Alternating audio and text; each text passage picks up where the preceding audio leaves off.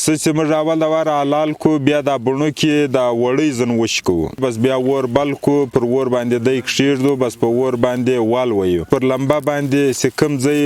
تیاریږي سور کېږي بس هغه په چاړه باندې قرار وو بس دی په خپله برابریږي تک سور اوړي صفا کېږي دی چې موږ کله کاټ کو بیا موږ مالګه پر اچوو او انجه کوي انجه پر اچوو انجه و مالګه پر اچوو بس بیا پر مینې باندې اچوو پر مینې سیمه واچوي دی په شل 15 ورځې کې بس وچېږي تیاریږي زما نوم عبدالخالق دی زه د پښین کلي نالۍ براوزۍ اوسېدونکی یم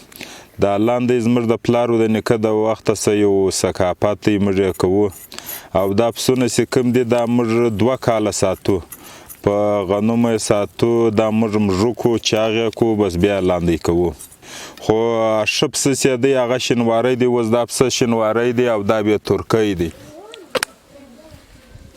پخوا چې وو بازارونه لیرې وو واورې کېدې بارانونه کېدو بازارو ته خلک نه څوکلی بس د خپل لاندې به یې وکړو بیا به یې دا 3 میاشتې د خپل ژمې باندې خوړل خو بهرحال موږ د اوس هم ګزاره کېږي واورې ماورې چې کله وسي لارې بندې سي بس موږ دا ورته خورو کله کله میلمانه راسي بس به میلمانه ته یې ورپخوو خورو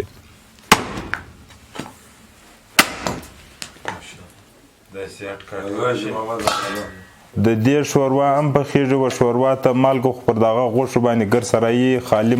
سره مساله ورلویږي او ترکاری هم ځینې پخېږي د دې شوروا هم پخېږي او ترکاری هم پخېږي